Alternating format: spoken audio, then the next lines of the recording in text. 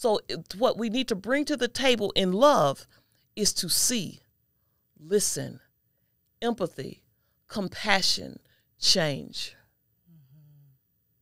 Yeah, do you see me? Do you see me?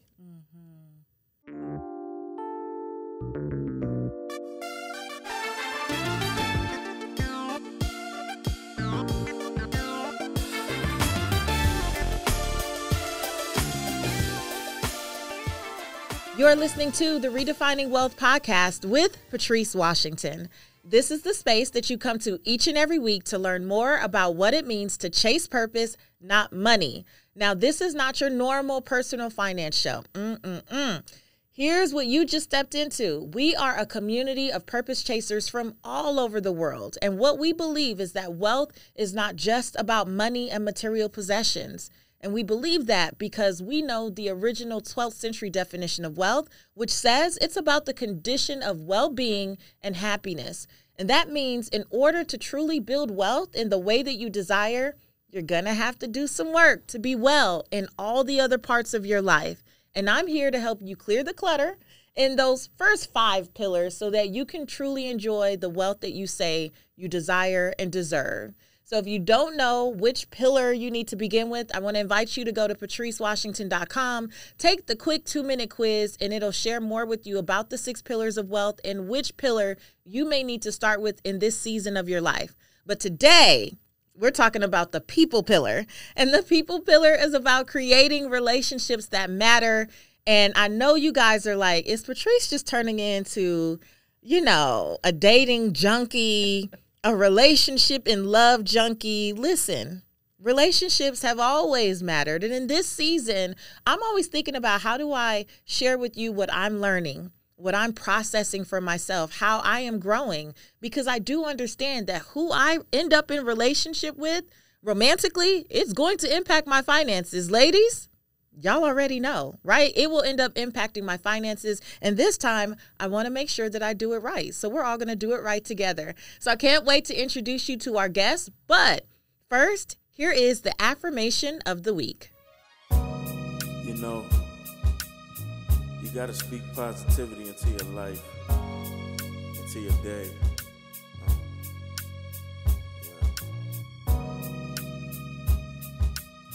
You got to affirm positivity. You got to affirm abundance. You got to affirm yourself to wealth.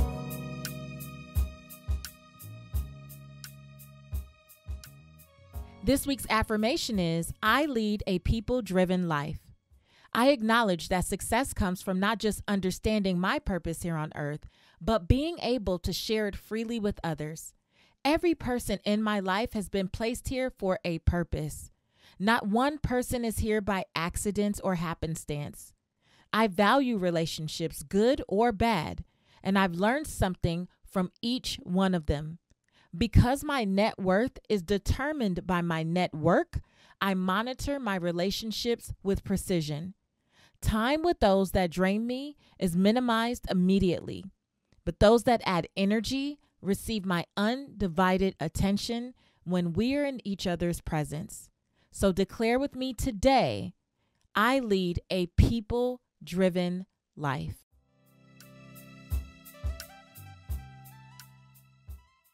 Okay, so let me introduce you to today's guest, because when I heard this woman open her mouth at the Essence Wellness House earlier this year, I just was blown away, and I wanted her to be here so that you could experience some of this goodness.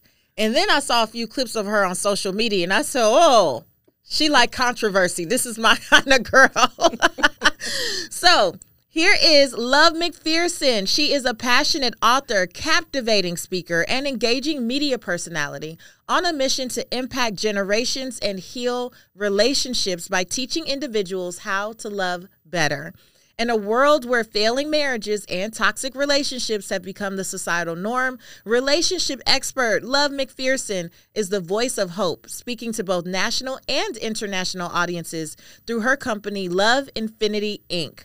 She brings over 2 decades of experience as a mental health professional.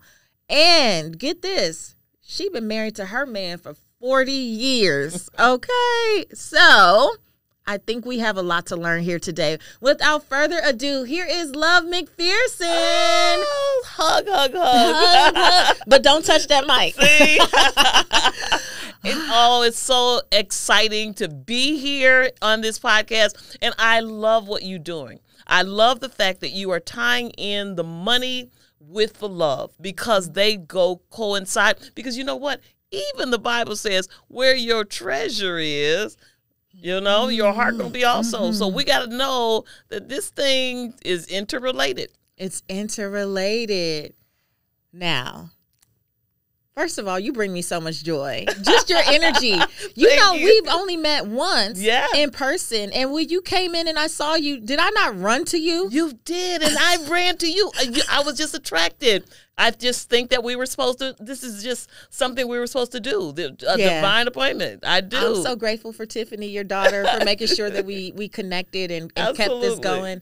So I want to call you Mama Love. Please do. Can I call you Mama Love? I love when people call me Mama Love. I've been holding it in, but I really wanted to say it when I first saw you. I think that's why I ran to you like that. Like, Mama Love. Okay, so here's why I'm so excited about what you talk about. And I tease about the controversy, but I love the conversation that you are curating online, because it's what we want to say. Yes. But we're too afraid to say, especially as women of faith, who don't want to acknowledge that we have these thoughts, that we have these fears, insecurities, questions, because for so long it's been so taboo to act like anything other than a good, holy, quiet, weak woman. And that's just so religious. And I try to stay away from a lot of religiosity type of, conversation, because it doesn't benefit people. People want to know what the real deal is. Tell it like it is. Just leave out all of the extra stuff, and just, make sure that you have a really conversation that's relevant and that they can relate to and walk away with something, some substance. And that's what I like to do. Relevant and real. Just get to it, keep right? It real. Let's keep it real. So, oh my goodness. Before we even began, I realized that a lot of women in my community, in particular, I just had a retreat recently. And so, we do our wellness, our joy, our boundaries. We do all of that. And then we had a little scaling joy after dark. And baby, we got in that pool and that jacuzzi. And then the real questions about dating and relationships start coming out. And I realized how many of us are afraid to have these conversations and get radically honest about what we want in partnership, what we desire sexually, like all of these things, because we're afraid that it's going to, turn off a potential partner, that we won't be seen as like these upstanding citizens anymore and all this stuff. Or the good girl. The good girl narrative. Yeah. Mm-hmm. And so we hold back. And I'm also seeing where there's a lot of women who are afraid to fully walk in their purpose because they're afraid that it will outshine their partner. Yes, that is so true.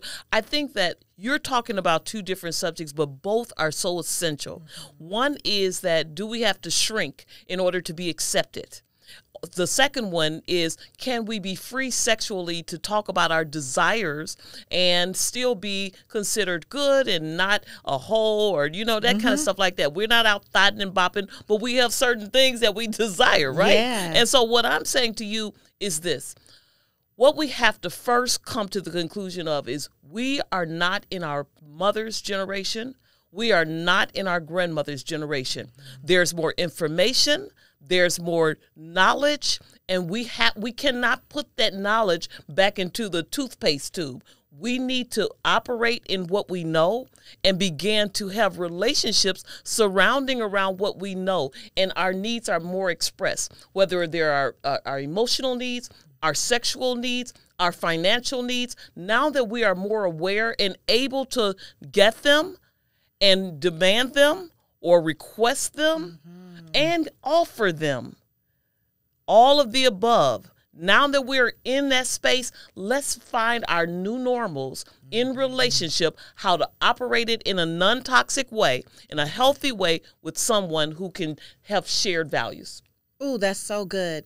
It is the new normal. One thing that really gets my goat, as they say, is when men in particular in my comments come and they go, oh, these new age women.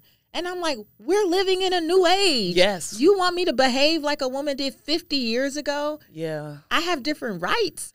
Yes. I have different access. It's just a different world. And I find, and this is the conversation we had in the jacuzzi the other day, we're running into men that have expectations that are antiquated. Yeah. You know, one of the things that happens is there's, you know, I talk about in my new book about how we attract. One of the ways that we attract is familiarity. And the reason, and we do that on an unconscious level because we know what skills we have to match. We learn our skills by what happens in our homes, how people had relationship with us, how they had relationship with each other, and we look, we watch, and we learn. And when we go out, we have packages. Now, let me tell you, when it's toxic in your home, a lot of times you have a high level of skills to put up with a serial cheater, or a high level of skills to put up with domestic violence, or high levels of skills to put up with abuse. And that's not good, but a lot of times you'll see yourself attracted because unconsciously you know how to work with that, where somebody else will not. So you have to understand what is familiar to you and decide on a conscious level whether you are going to go with the familiar or learn the unfamiliar. Because if you're used to toxicity and that's all you have mastered the skills for, the fight and flight, the knowing how to maneuver it, if that's what your skills are for, you've got to learn how to relate to people who come and love you for real, who are sincere, or do you push them and self-sabotage, push them away? Whether that's a woman or a man, is you hear that when we say, when you just said, the men say, oh, these new age women. Why? Because they don't have the skills for these women. We're not their mother. We're not the one. My grandmother used to cook and she used to do. Your grandmother didn't work. Your grandmother didn't have an income. Your grandfather was a serial cheater, but she put up with that because the radius of her connections was 30 miles, the people at the church and the people at the school and the people in the community. She didn't see that there was an entire world in front of her sometimes. I'm not saying that for everybody, but all too often we get caught up in what we are familiar with, the type of love, that good, nurturing grandmother love, and we want it from a woman. Nothing wrong with that. However, you got to know this time right now, there is mutual needs.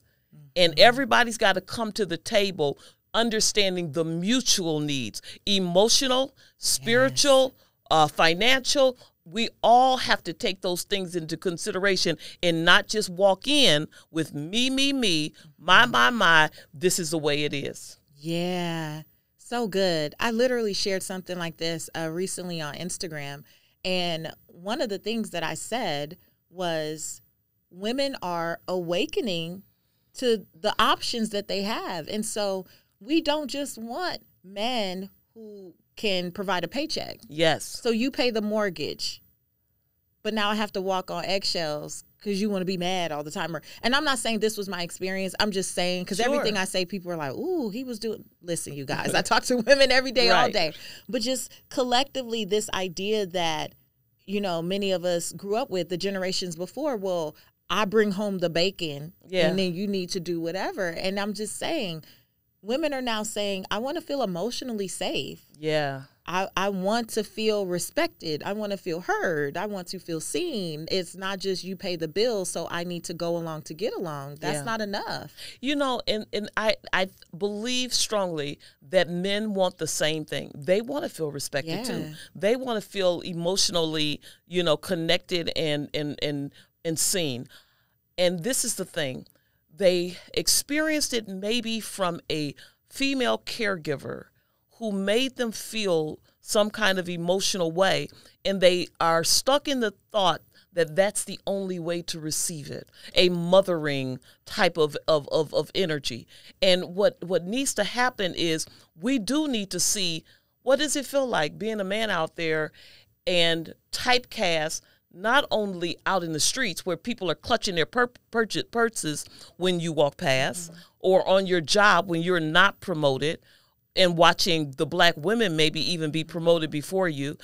What is it like in their shoes? So when you walk into the house, you do want respect, but also not at the cost of me getting my respect as well. That's why I said we both have to see each other. Yeah. We both have to have compassion for each other. We both have to honor, acknowledge, respect, and work towards caring for each other's issues that happen on the outside of the home, not blame each other. I see an undercurrent of war between the sexes in the black community right now. And it's not a overt, but it's very covert, and it's an underlying currency that we need to tap into. Because see, let me tell you something. While we are having this inside fighting amongst ourselves, the world is taking over. Because see, together we stand, divided we fall. So while we are focused on what do you bring today, what do you bring today, what about you, my needs, while we're doing that, it's stuff happening all around us that we need to be coming together, working towards, and literally saving our rights, saving our mental health, saving our children. It's so many more things that we need to be focused in on, saving our wealth. You understand? And so when you say that, the women do require something different that we have not been conditioned to offer. We haven't. You know why? When you're a child and when you're a little girl, they hand you a doll. And then guess what you're supposed to do? Care for the doll. Care for it. Yeah. Oh, your baby is hungry. Your baby needs changing. No, you need changing. You're hungry. But you see, immediately you're conditioned to look outward, take care of somebody else, while the boy is conditioned to be powerful, bring trucks, strong men. So when he shows up in that, and you said, no, that's not what I need. Well, what do I do now? You understand? And when you decide, I'm going to put the baby down and I'm going to do some other stuff. Where's the baby? Where the baby doll? You understand? Why are you not? So we've been conditioned since childhood to do a certain thing and show up and taught that this is how you are respected. This is how you are received. And when that doesn't work anymore, which it does not, when it doesn't work anymore, we are left with not having the skills to operate in a relationship where we feel that we are admired, respected, looked at, seen, cared for, or possess value. That's so true. This week's episode is brought to you by BetterHelp. Now, if you've been following the Redefining Wealth podcast, then I know you've heard me say this before. You are only going to grow to the extent you are willing to heal.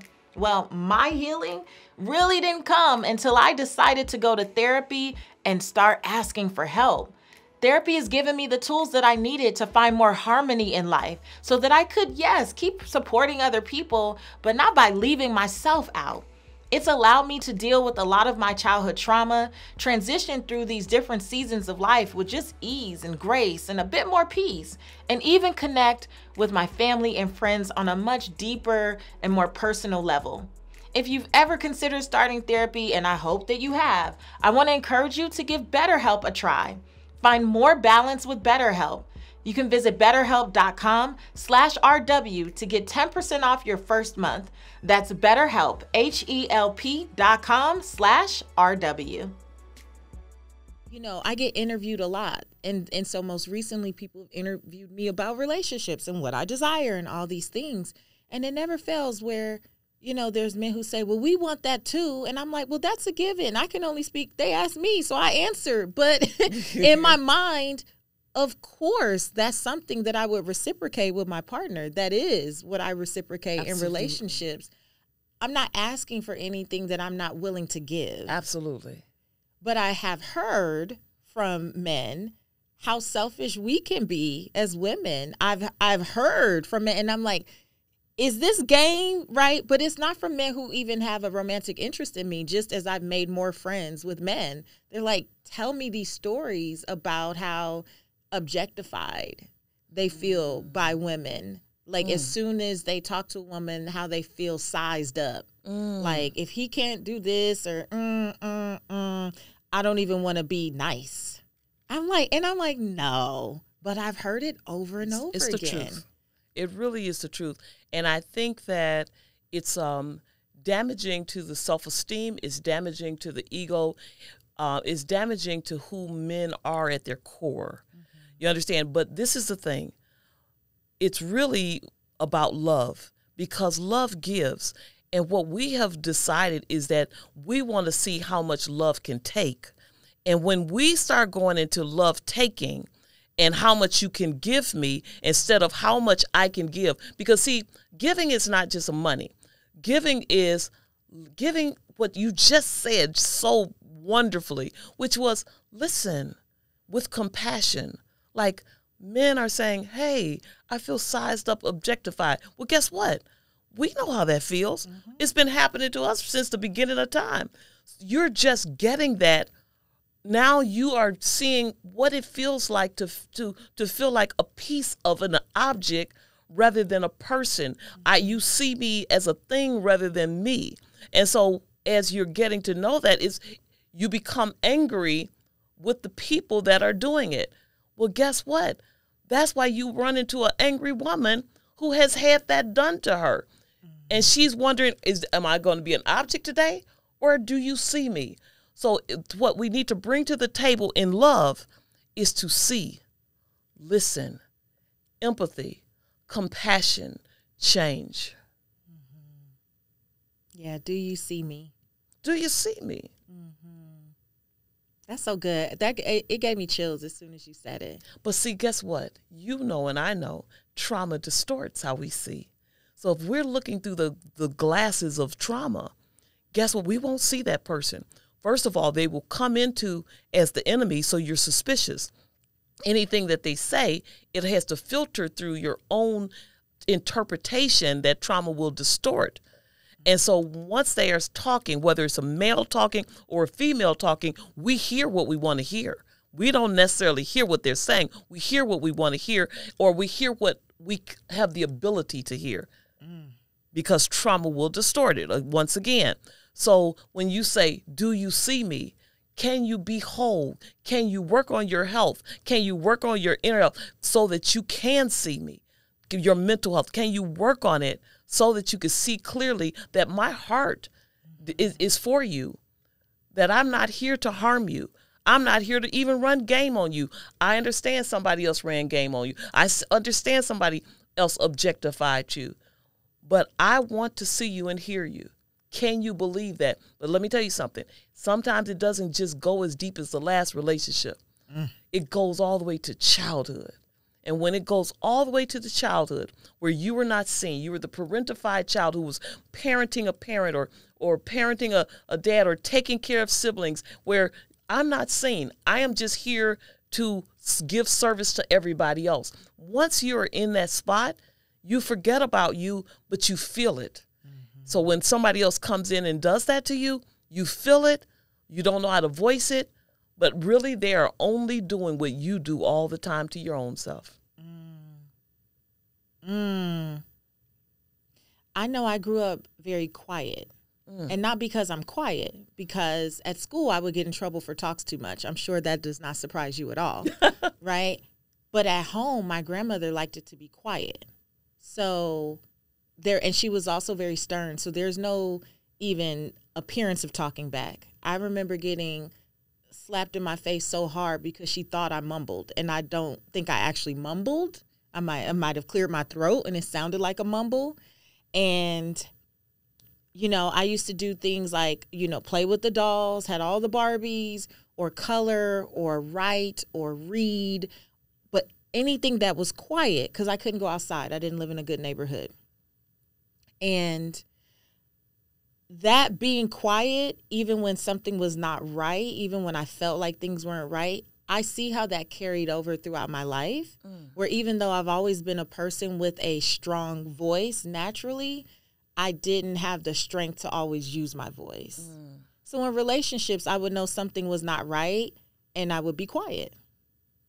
And But at the same time, your inner voice was talking. It was.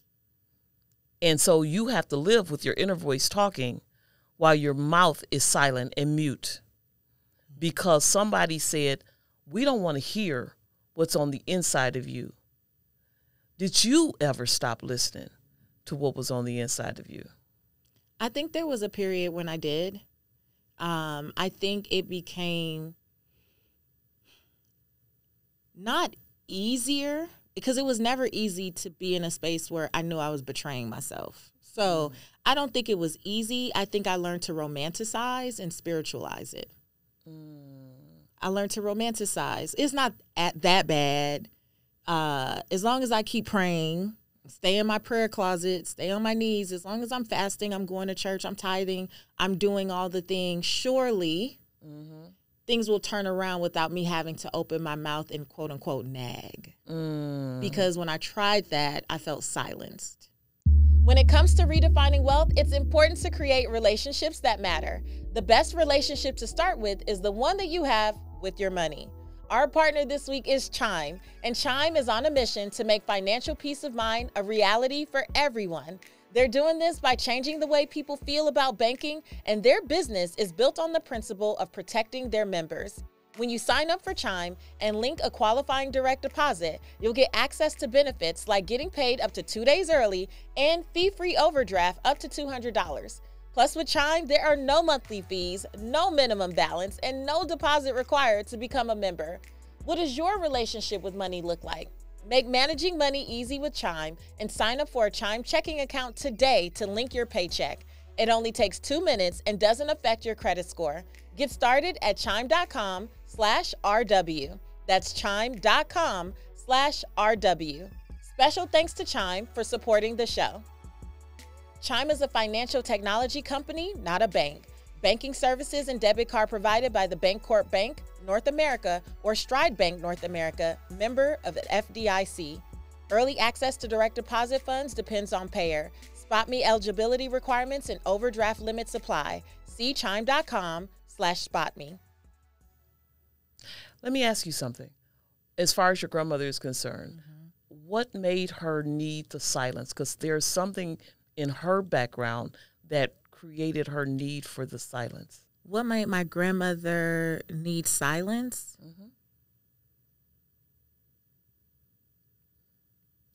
I think that she grew up being told to be quiet.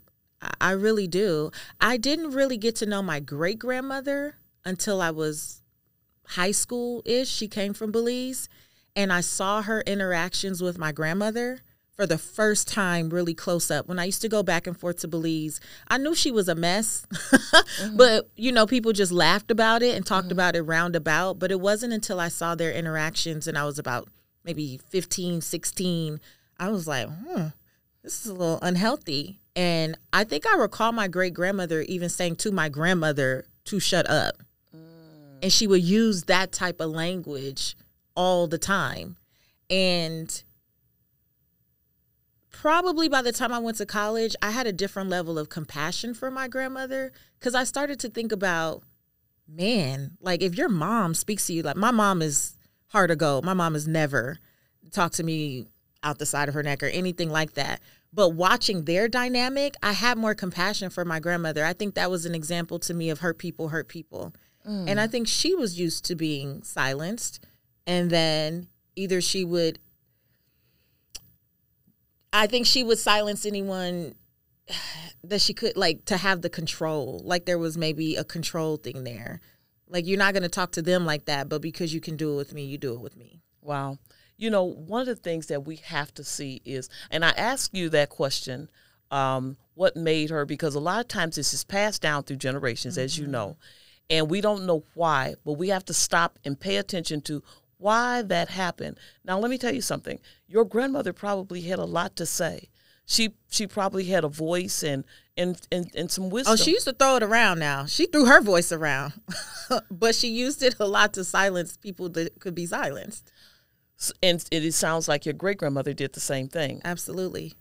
Now, so when people got to a place of independence, they began to use their voice as just like you.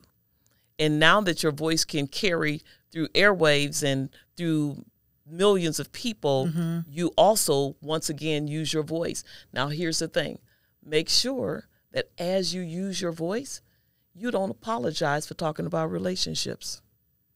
You see, that can be something that subconsciously you wonder if the audience will accept what you have to say. And I only brought that up. That's so good. I brought that up because we will do those things in relationships and not even understand why we're doing it. Yeah. But if you have something to say about relationships, you need to say it. If it's every week, if it's for the next 2 years, if that's what your voice and that's what's in your spirit and that's the season of your life, speak and do not apologize for the voice and the words that come out of your mouth. I receive it. I didn't even make that connection. I receive it. I'm very clear in this season in relationships, you know, with men in particular, that I will not like hide my voice, that I will speak up, always in love and with respect and honor, but I'm going to say how I feel. Dismissing how I feel is not an option. And I didn't even make the connection of how we started the episode where I know you guys are tired. Yeah, I didn't. But thank you for that. Yeah. Thank you for that, bringing it to my awareness. And I said that I think it was a good example for this particular podcast episode because this is just how easy it is for us to have practice behaviors, and it's so unconscious in relationships. Now, you were doing it to your beloved audience who loved you, and you just wanted to honor them, right? And so, but they tune in to whatever you say. They are hanging on your every word, and so we never have to apologize to people who want to hear what we have to say, who value hearing what we have to say. And as we continue to be very conscious of why they want to hear us and what we have to offer, we'll never apologize.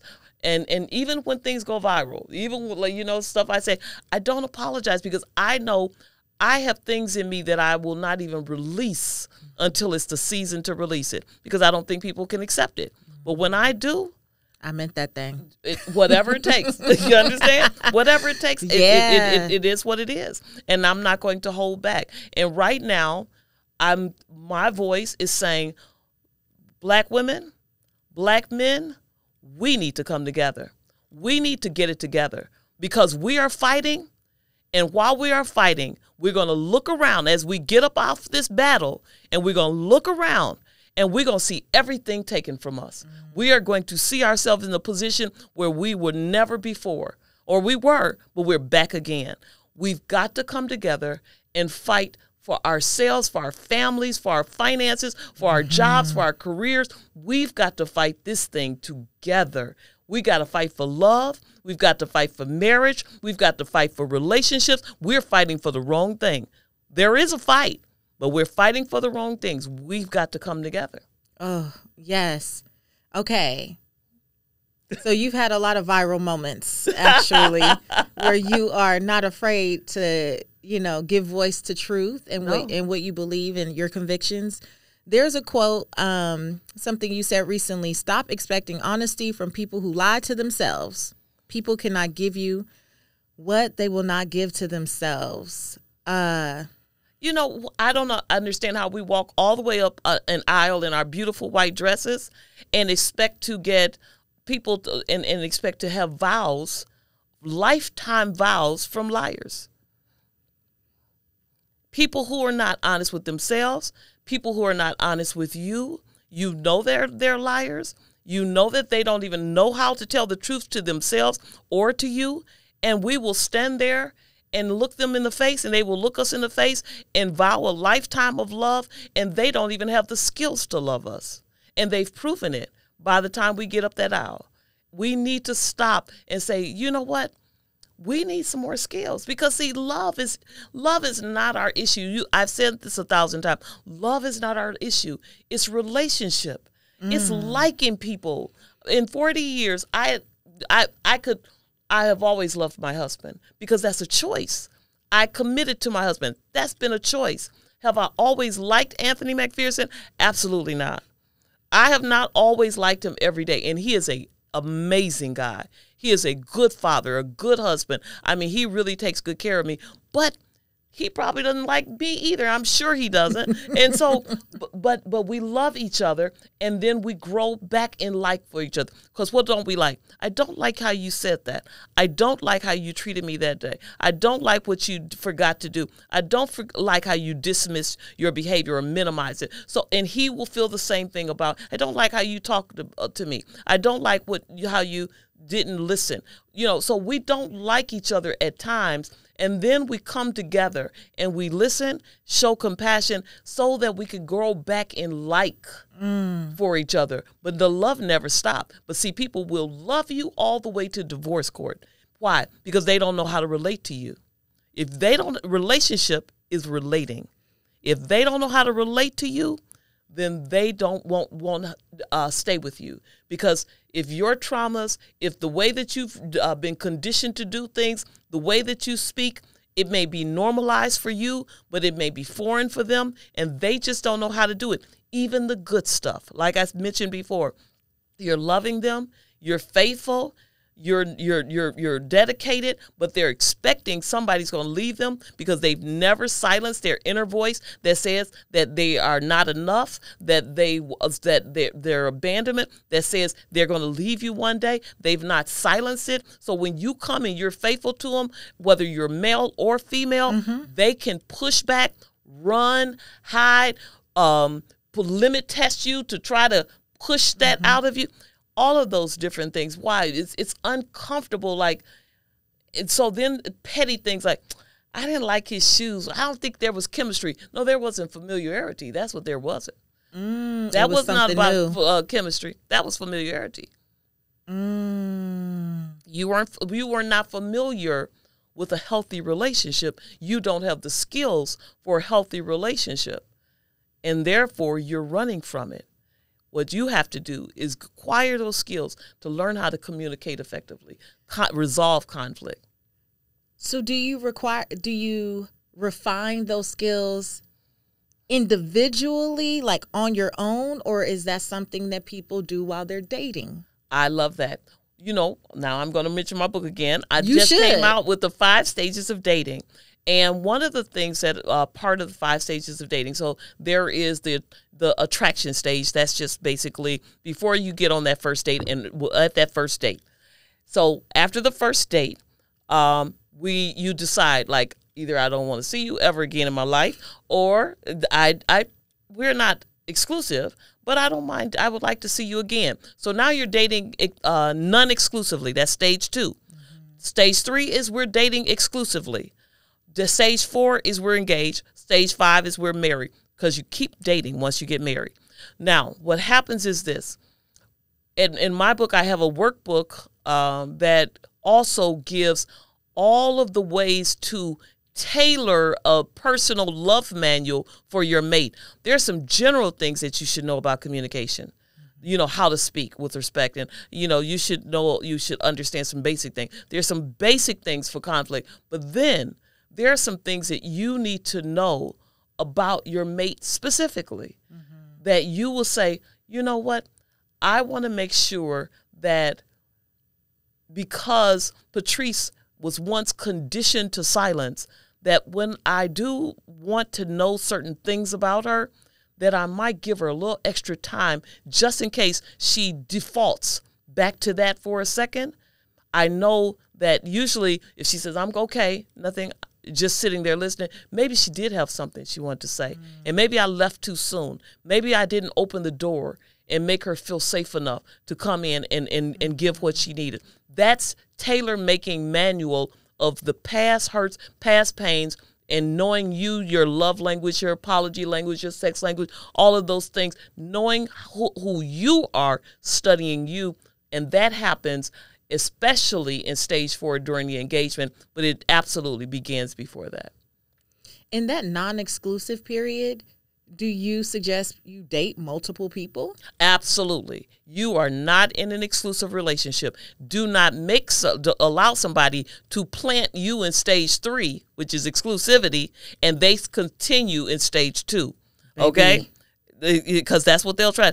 And you'll think, I just want to be loyal. I want them to show that I can be loyal so that they'll put me in stage 3. No.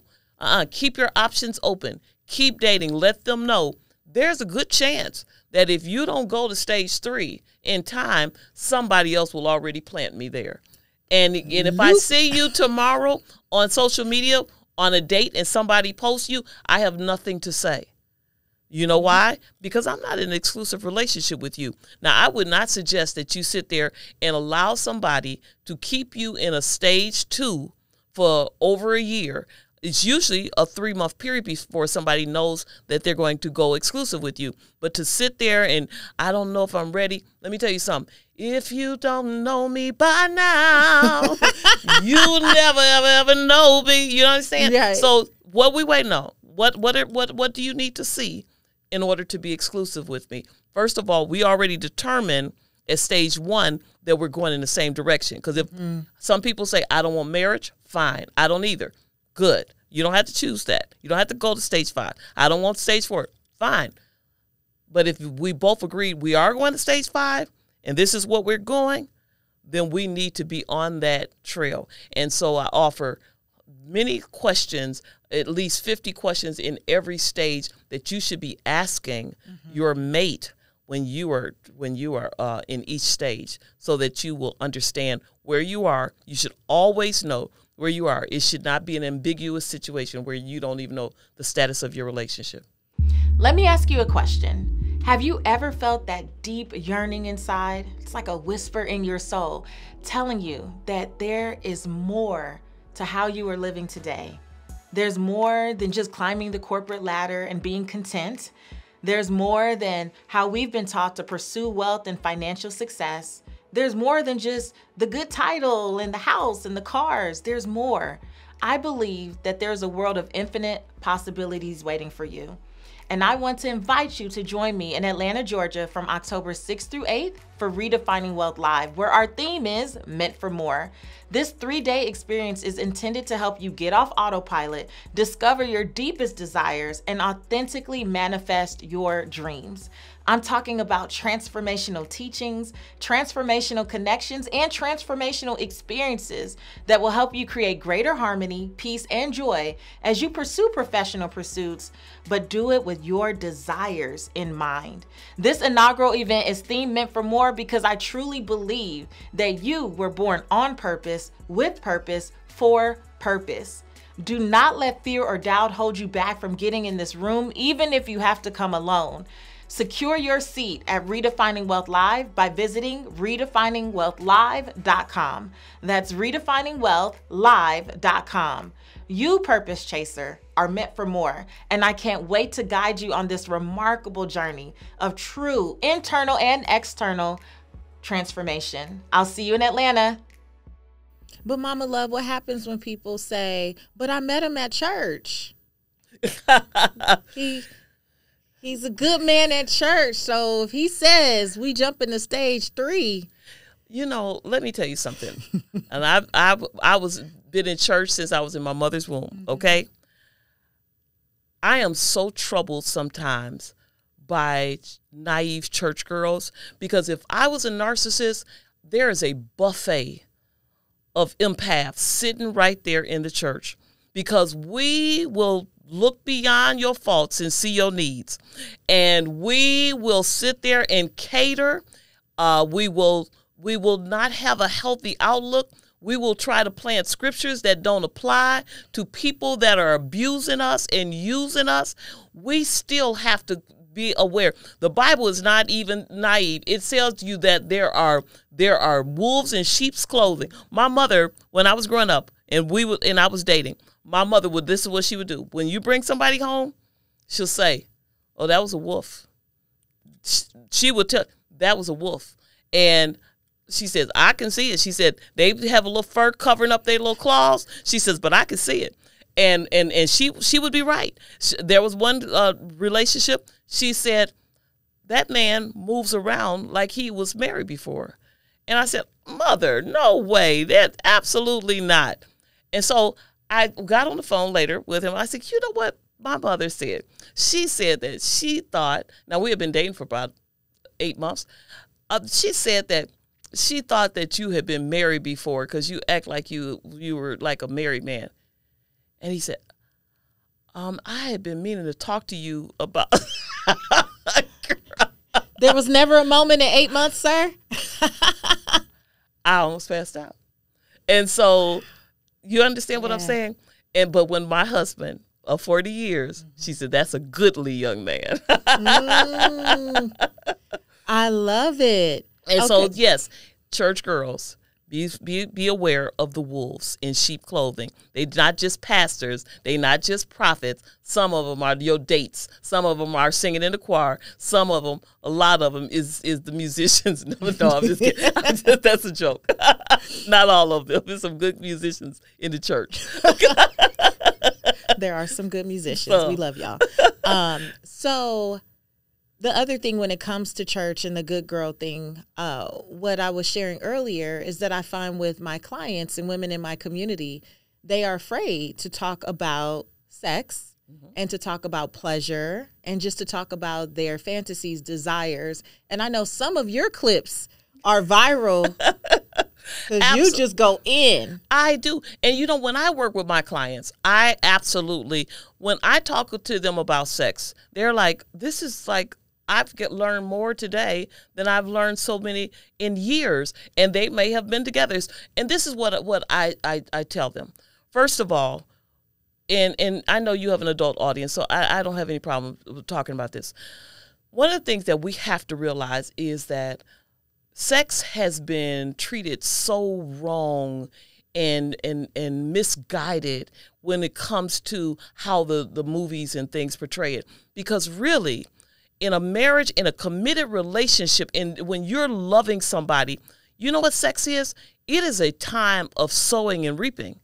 And, you know, we want to talk about that when we give our tithes and when we give our offerings and everything like that. But sex is a time of sowing and reaping. And I'm going to tell you why.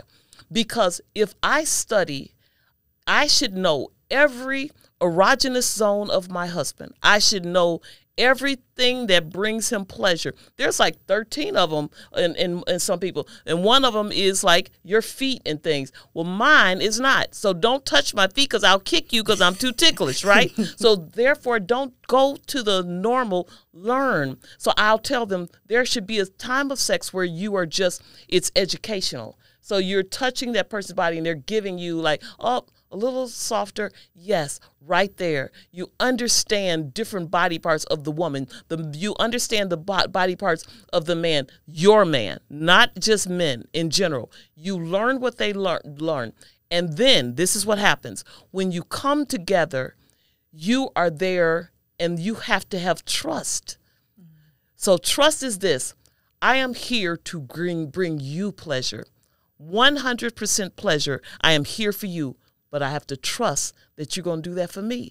But see, objectification doesn't do that because I'm here just to get my stuff on and leave. You understand? But when I am there to say, I got you, and you say, I got you, when you have selfishly given of yourself to that degree, you feel it. Why? Because the part of the brain where your sexual arousal happens, in order to access it, you go through this realm. You know what that realm is? Your spirit. You have to enter past your spirit in order to get to your erogenous zones to feel sexual pleasure, which means this. When you come with a selfish spirit, when you come with a perverted spirit, when you come with all these different types just to get to use me, as a receiver, I can feel that sometime, and I will feel the presence of what you're coming and how you do it, and especially if you're my spouse. And so what we have to do is we have to realize that in doing that, we have to make sure that we come with giving. Why? Once again, love gives. We don't come to the bedroom taking. We come to the bedroom giving, both of us. But if we go and we come to the bedroom and we're the only givers, we will feel robbed when we leave. This is so good, and it makes me think about how intimacy is truly impacted by that lack of trust. Mm-hmm. And you got the message. Yeah. You received the message just now. Yeah. I saw something posted the other day about, can marriages survive infidelity? And, you know, just in my personal friend group and a lot of women I know who have experienced infidelity, while we may go on with it because we're like trusting for restoration and all will be well, how many of us did feel that disconnect afterward? Like, I can't show up fully because I still don't have that trust. Not necessarily in whether you do or don't do whatever again, but it just puts up a barrier. You violated the spirit of the sexual relationship. And you have to come back and learn to trust again. It takes about 2 years to learn to trust again, because the first trust that you lose is trust in yourself, especially when you're in the church. You know why? Because the Spirit of the Lord told me this, and God told me that. Why didn't he tell you your husband was cheating? Why didn't he tell you your wife was cheating? You understand? And so a lot of times we forget, we've stopped trusting. And even if we're not in the church, we just feel like, I thought I would know something. Mm-hmm. And so when we're sucker punched with that, our relationship with ourselves is the first to suffer. That's why we don't go right back into relationships, because we don't believe we could trust our picker. We don't believe that we have the ability to even know, because if that could sucker punch me like that. Now, let me tell you what does know. Your body knows. Because guess what? If you were having an affair as a married woman and another man came to you, guess what would happen? Your body would fight off his sperm. It would be considered foreign sperm. It would fight it off like it was a virus, like it was a flu or a cold, because it doesn't recognize. It understands. Our bodies are made for sex. God created us for sex. I'm telling you, when I say that it helps your edges, it's stress release, it helps heart rate. It helps your edges? Oh, honey, it grows. Look how many edges I got. Okay. All right. This is all me. There ain't no pieces up in here. And so so I'm saying that it does. It absolutely some of the chemicals that are released in it, the oxytocin helps, the bonding of you. It is, the stress release, it helps your heart rate.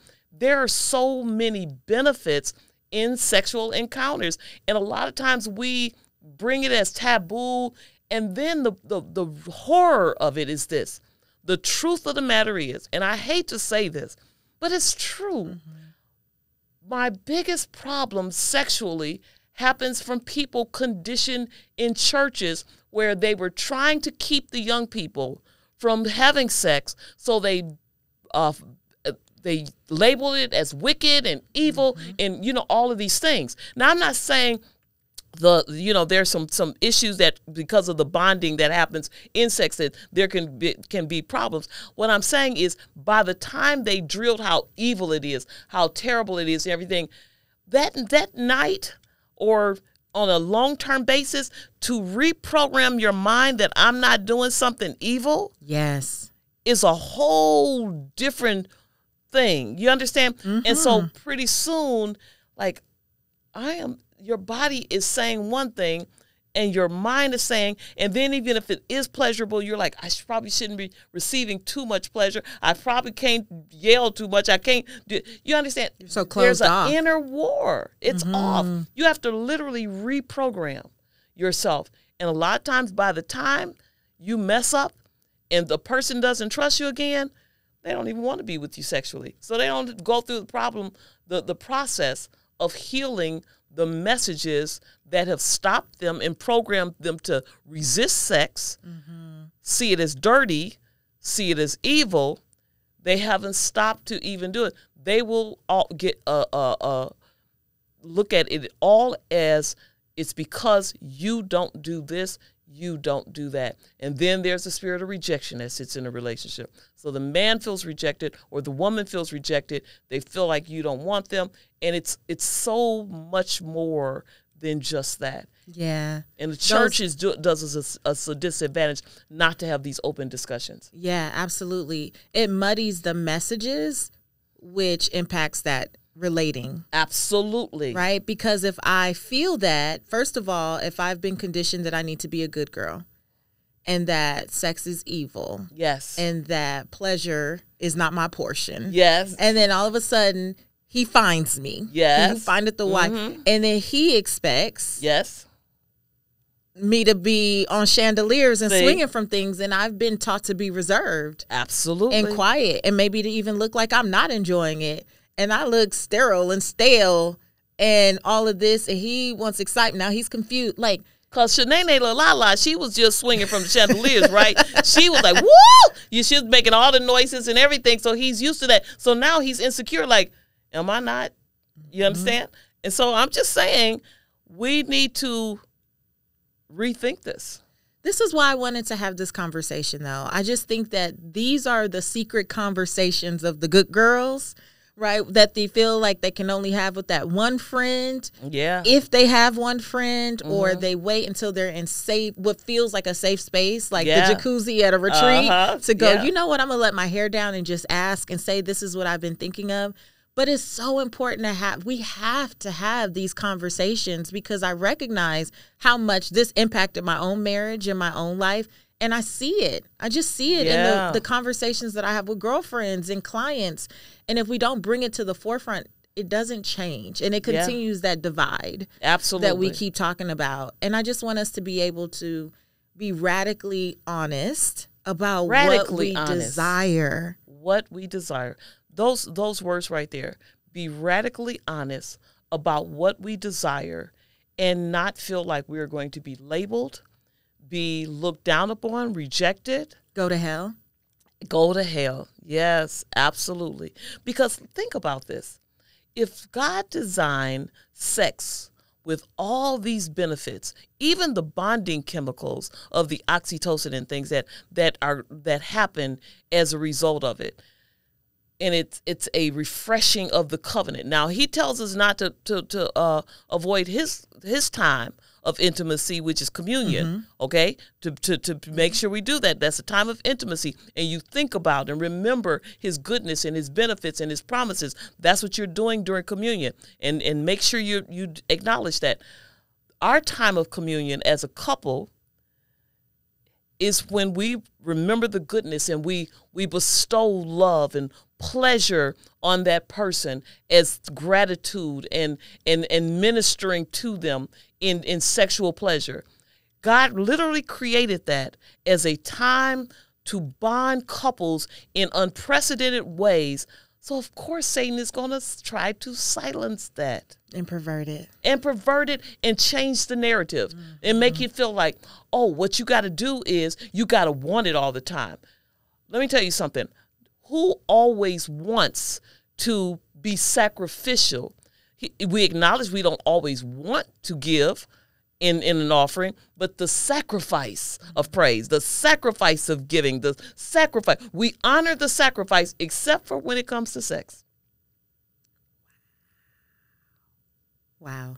I don't want it to, because see, we've been so reprogrammed. But let me tell you something. If I say, and I say this all the time, my libido, my sex life is not run by my libido. It is governed by my love.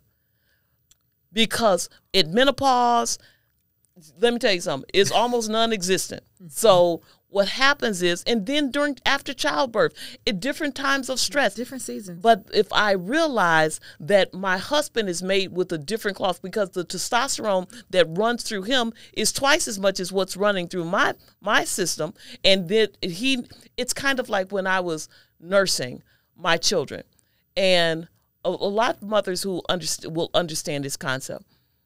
When I was nursing, I could be in a grocery store and just hear a baby cry. I remember. And you start leaking, right? Yes. Also, what would happen to you if you don't release that milk? Oh, they would be engorged, and it would be painful. Painful. It would be painful. Guess what? Same thing can happen to a penis. And so what I'm saying to you is when what went viral, men need sex. Okay, no, I don't need to release the milk out of my breast, but I sure would like to. Right. I sure would be like to be released from this pain. Yeah. Okay. And so, yep, I can endure it, but I sure would like to. And what I'm saying to you, and not all men, not this not because there's 85%. Hear me, hear the whole thing if this goes viral.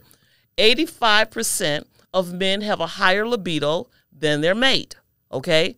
So therefore, we understand the imbalance. That's a huge imbalance. So you can't just be led by, ooh, I want to jump your bones. Okay? You have to be led by something else. And my love, not just my love as a woman that is sacrificial, but also my husband's love. Because guess what? I flew into Atlanta today. I will fly out today. I woke up in the wee hours of the morning and caught a flight. I will be home late. Now, his sex drive, his libido might say, I want my wife. His love will say, she's tired. It works both ways. It works both ways. So good. This is so good. I'm so glad that we're having these conversations. Me too. I really am. And my heart is that my divorce created for me the desire to share these things more openly in the hopes that it will preserve more marriages, because I love love. Yes. And despite what I've been through, that has not changed. Wow. I believe in love. I love love. I desire love for myself and for all.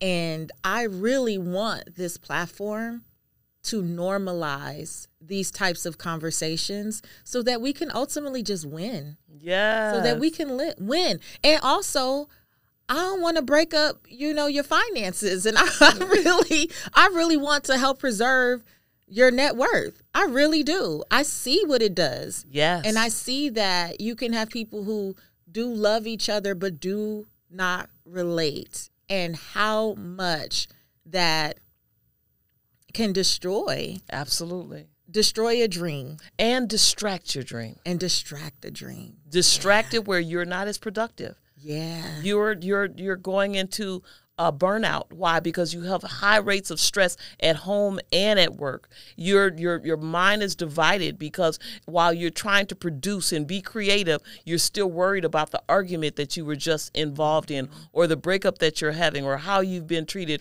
or what you've been accused of. And so all of these things can absolutely impact your relationship, but that support system that you need when you get home, where you feel safe and relaxed, and it's true relaxation, it's true peace when you get there, and you are able to be, it's like being plugging your cell phone into the charger. If your home is a charger rather than a drainer, then you can start a new day and produce all over again. So we have to get the relationships right if we are going to produce at our highest level and our highest rate. Absolutely. Oh, so good. Let me ask you what we call redefining wealth rapid wisdom questions to close us out. You're going to tell us the first thing that comes to mind. Here's the first one. How do you define success? Living your life and being happy. How do you define wealth in 3 words or less?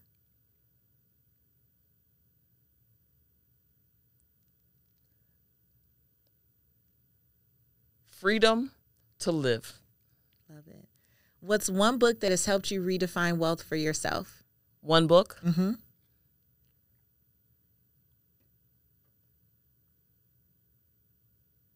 The Bible. And fill in the blank. My name is, and to me, the truth about wealth is. My name is love, and the truth about wealth is love.